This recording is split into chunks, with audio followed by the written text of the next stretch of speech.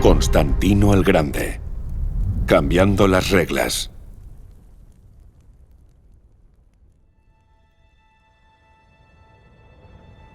Esta es la ciudad de Nis, justo en el corazón de Serbia. Y es una ciudad muy antigua. En la antigüedad, los romanos la llamaban Naissus. Y fue justo aquí, hace unos 1700 años, que nació un bebé, bajo una nube de ilegitimidad, de una humilde e insignificante chica de pueblo. Y ese bebé crecería para gobernar un imperio y transformar completamente el mundo. Y esta es la antigua tierra de Israel, a 2500 kilómetros de distancia, donde nació otro bebé aún más conocido, hace unos 2000 años, de otra humilde chica de pueblo. Y ese bebé también creció para cambiar completamente el planeta, de manera innegable, en una medida que no ha sido igualada por ningún otro niño en la historia. En esta serie, nos ocuparemos de estos dos increíbles hombres, hombres a cuya sombra aún vivimos hoy. Sus huellas están por todo el mundo. De hecho, han moldeado la forma en que vivimos, pensamos y creemos. Esta es su historia. Es la historia de cómo sus vidas estaban destinadas a cruzarse y unirse en un explosivo choque de imperios. Imperios que abarcan las edades y no conocen fronteras. Este choque de imperios aún resuena en nuestro mundo actual.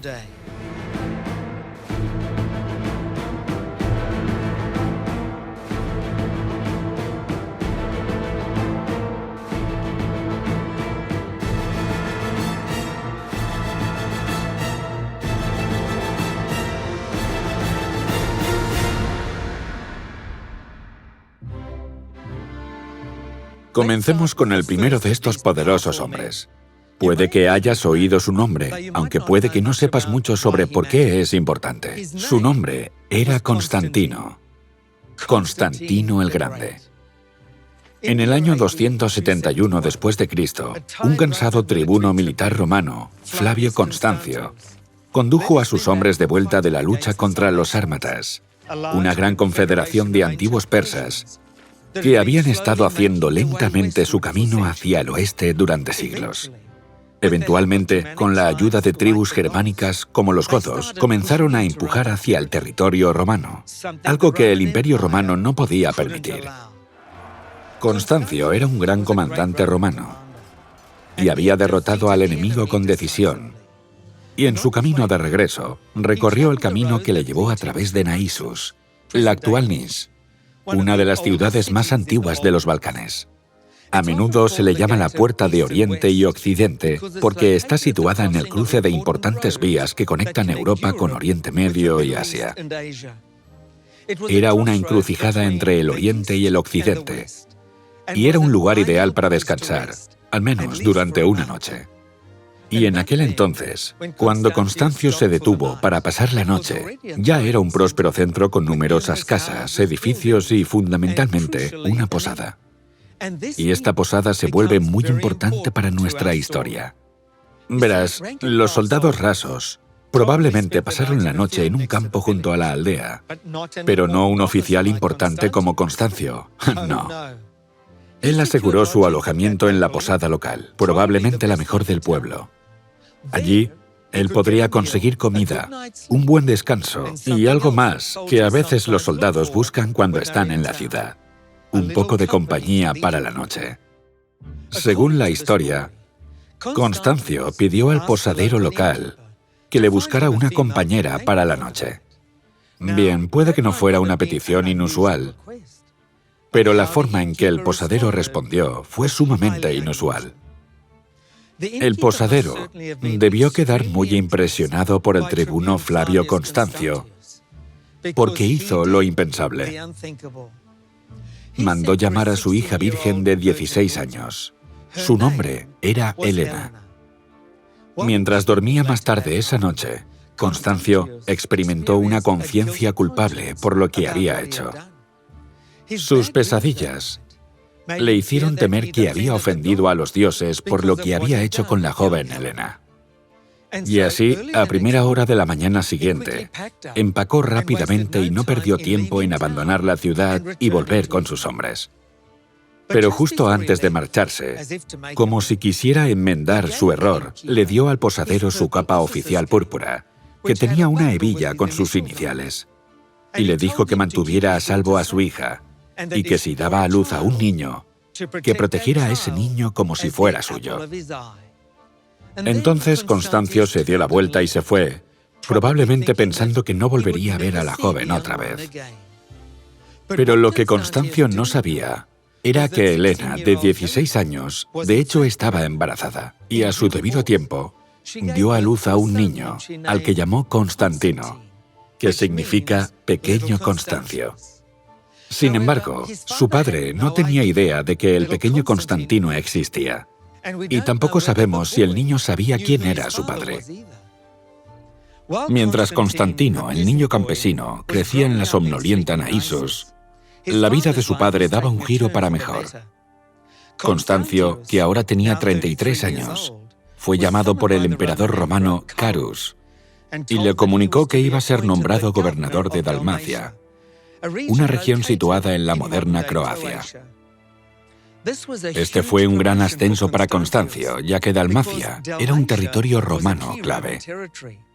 A través de él, el imperio controlaba el flujo de comercio entre el este y el oeste. Ser gobernador era un nombramiento en el que podías fácilmente enriquecerte. Significaba que Constancio estaba en ascenso y que iba a llegar lejos. Esto podría haber sido todo para Helena y Constantino, una madre campesina y su hijo. La gente como ellos no tenía forma de contactar con la élite de la sociedad romana como Constancio. Había un gran abismo social entre ellos que no podía ser salvado. Pero cuando Constantino tenía 9 años, sucedió algo que cambió el curso de la historia. ¿Fue casualidad o tal vez no? Un grupo de caballería romana se detuvo a pasar la noche en esa misma posada del pueblo en Naissos. Y por la mañana, cuando salieron al granero, encontraron al joven Constantino molestando a sus caballos. Estaban tan enfadados con este audaz campesino que empezaron a golpearlo. Su madre, ahora en sus 20, oyó la conmoción y salió corriendo de la casa y entró en el granero, gritando a los soldados: «¡Parad! ¿No sabéis quién es? Es el hijo del gobernador». Los soldados la miraron atónitos y luego comenzaron a reírse. ¿Cómo podía el hijo de esta campesina pertenecer al gobernador romano? ¿Nos tomas por tontos?, dijeron. Ella respondió: «Juro por los dioses que digo la verdad». Y luego les contó la historia.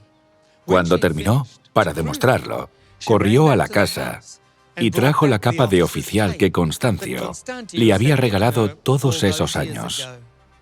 Imagina el pánico que debieron sentir aquellos hombres cuando vieron las iniciales del gobernador en la hebilla. Efectivamente, habían estado golpeando al hijo del gobernador.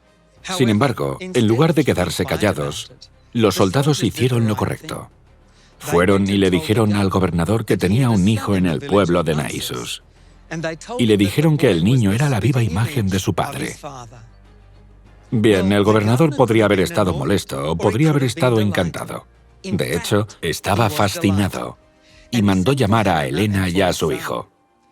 Helena tenía ahora 26 años y ella y el niño fueron recibidos en la casa del gobernador con los brazos abiertos. Esto debió ser un gran choque cultural para esta mujer e hijo de la pequeña aldea, ya que solo conocían el pequeño mundo y la dura vida de Naissos. Y ahora estaban en un palacio, con columnas de mármol, jardines y lujosos baños. Habían aterrizado en los círculos más altos de la sociedad romana. Flavio Constancio incluso encontró a Helena lo suficientemente atractiva como para casarse con ella. Sin embargo, la ley romana no permitía que Constancio se casara con una campesina como esposa de pleno derecho. La brecha social era simplemente demasiado grande. Pero la ley permitía una forma de matrimonio menor llamada matrimonium concubinatum.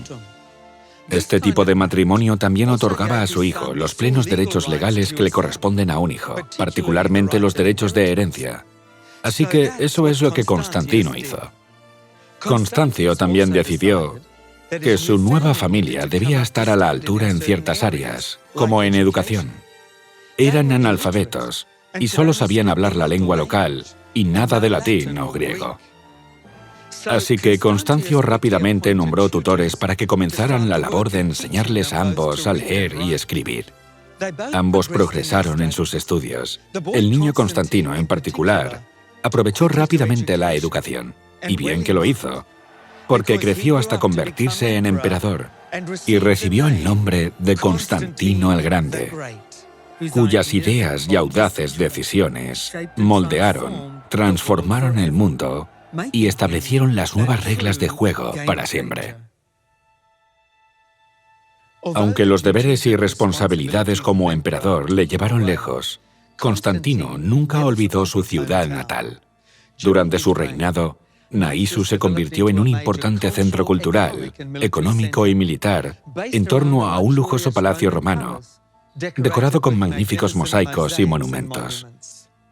A menudo residía aquí y atendía los asuntos del Estado, incluyendo la aprobación de varias leyes importantes.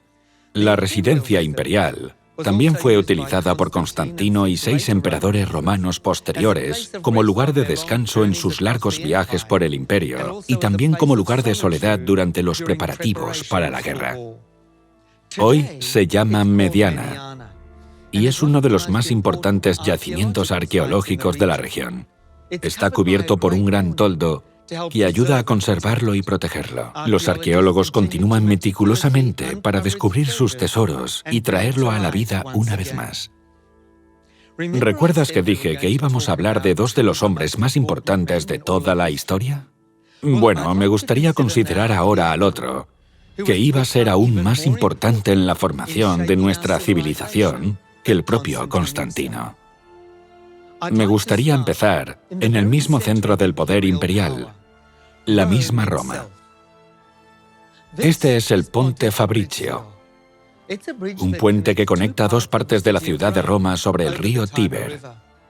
Es probablemente la estructura más antigua del barrio, ya que se construyó unos 60 años antes del nacimiento de Jesucristo. Lo fascinante de este puente es que ha estado en uso continuo desde su construcción hasta el día de hoy. Es un notable ejemplo de ingeniería romana. Verás, los romanos eran constructores. Construyeron toda una infraestructura internacional de carreteras, puentes, acueductos y otros, que ayudaron a soldar el enorme imperio que habían construido. Este imperio consistía en cientos de diferentes culturas y nacionalidades. Había judíos al este, bárbaros al norte, y las antiguas civilizaciones de Grecia, Persia y el norte de África, todo en un imperio que era notablemente estable y pacífico. Fuera del Imperio Romano, siempre existía la amenaza de algún invasor u otro, pero dentro de los límites del imperio, era generalmente seguro y un buen lugar para vivir.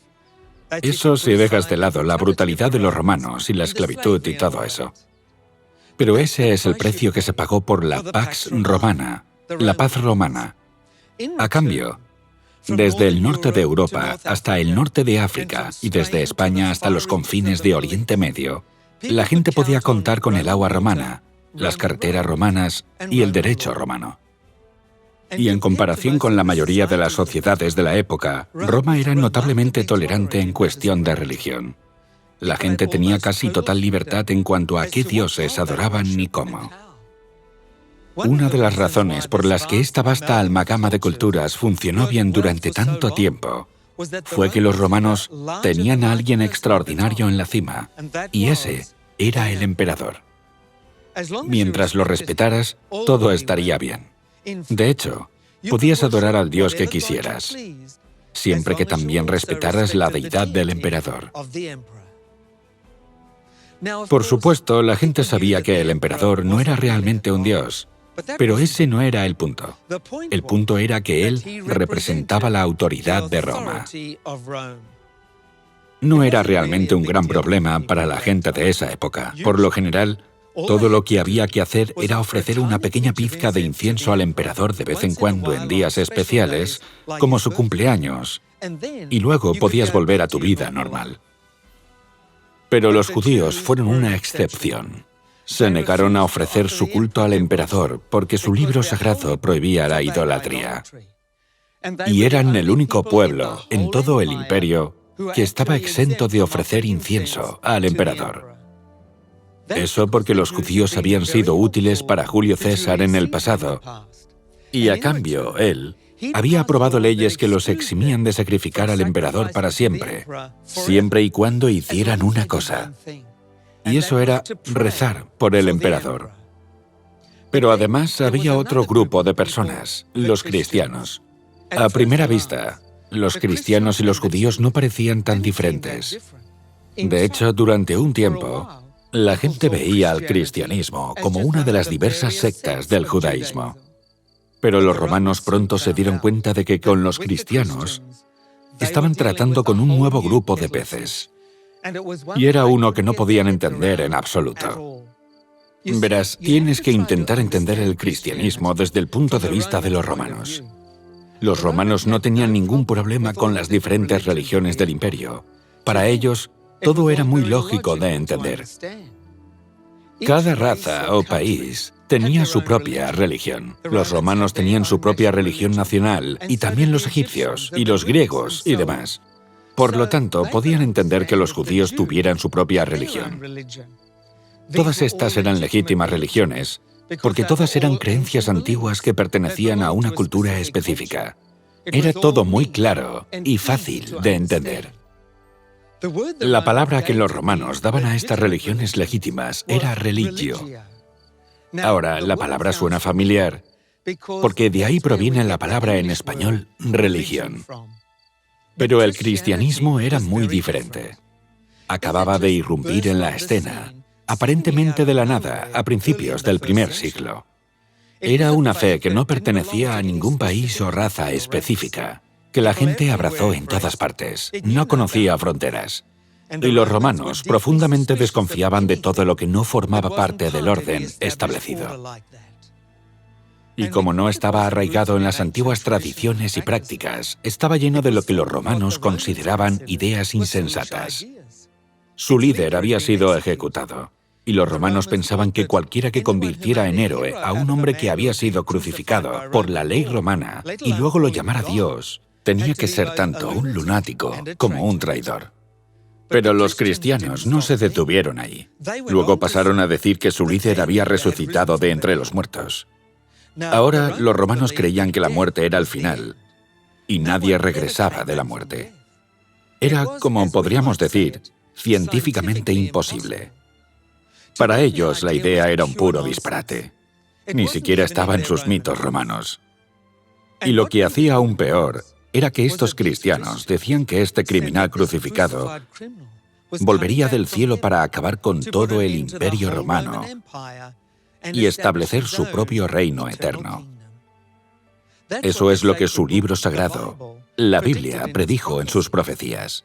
Predijo el surgimiento y la caída de muchos imperios, incluyendo a Roma. Así es como el profeta Daniel lo describió en Daniel capítulo 7, versículo 14. Y le fue dado dominio, gloria y reino, para que todos los pueblos, naciones y lenguas le sirvieran. Su dominio es un dominio eterno, que nunca pasará, y su reino, uno que no será destruido. Luego estaba la adoración del Señor, que a los cristianos se les enseñaba a rezar regularmente. Esto es lo que dice en Mateo capítulo 6, versículos 9 al 13. Padre nuestro que estás en los cielos, santificado sea tu nombre. Venga tu reino, hágase tu voluntad, porque tuyo es el reino, el poder y la gloria, para siempre. Amén. Para la mentalidad romana, este tipo de ideas eran consideradas como altamente traicioneras en extremo contra el imperio. Después de todo, el imperio romano estaba destinado a durar para siempre. Y luego, para empeorar las cosas, todo tipo de rumores falsos se arremolinaron en torno a lo que los cristianos creían y cómo vivían. Fueron acusados de las más viles y malvadas prácticas. Así que este era otro problema. Los romanos tenían una palabra para este tipo de religión no tradicional y no racial. La llamaban superstitio. Y si te suena familiar, es porque de ahí sacamos nuestra palabra superstición. Para los romanos, el cristianismo no era digno de ser clasificado como una religión adecuada. Era solo un montón de locas supersticiones. Después de todo, se decía que esta nueva fe había sido iniciada por algún maestro judío incivilizado e inculto del remanso de Palestina. Para los romanos, eso era cómico de por sí. Entonces, los romanos consideraban al cristianismo como sedicioso, traicionero al imperio y positivamente dañino para la estructura moral de la sociedad. Este fue un choque de imperios, un choque entre Roma y el cristianismo.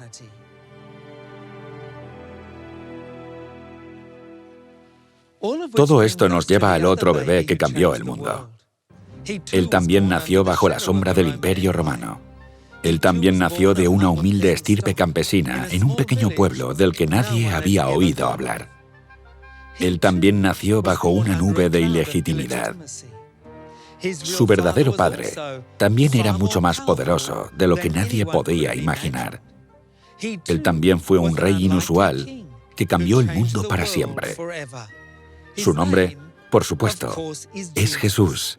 Jesús de Nazaret, el mismo que los cristianos adoraban como Dios. Ahora bien, los cristianos, a pesar de todos los falsos rumores sobre sus creencias, eran en realidad buenos ciudadanos en todos los sentidos, excepto por una sola cosa.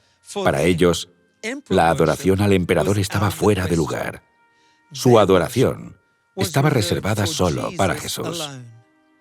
Y a la hora de la verdad, negarse a adorar al emperador era rechazar la autoridad del propio imperio. Y eso los convierte en traidores. Y como sabemos, los romanos no se tomaban bien a los traidores.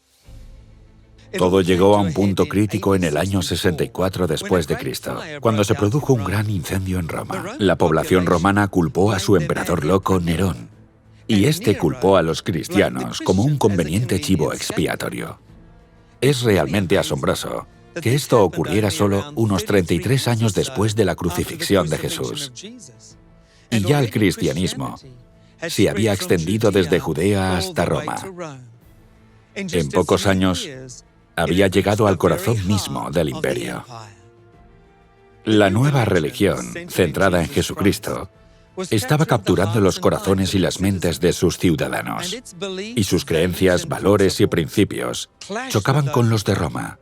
Así que no es de extrañar que los romanos consideraron al cristianismo como una seria amenaza para su imperio. Era temido y odiado, y sus seguidores eran perseguidos. Pero el problema era que cuanto más se perseguía a los cristianos, más rápido crecían. Esto realmente fue un choque de imperios. Las líneas de batalla están establecidas. Tenemos el nacimiento de dos bebés, con sorprendentes similitudes. Tenemos dos hombres que van a gobernar dos grandes imperios. Y a su debido tiempo, sus caminos están destinados a cruzarse. Y cuando estos dos imperios choquen, los resultados van a ser increíbles. Tendrán un impacto que determinará la forma de nuestra civilización y cómo actuamos y pensamos.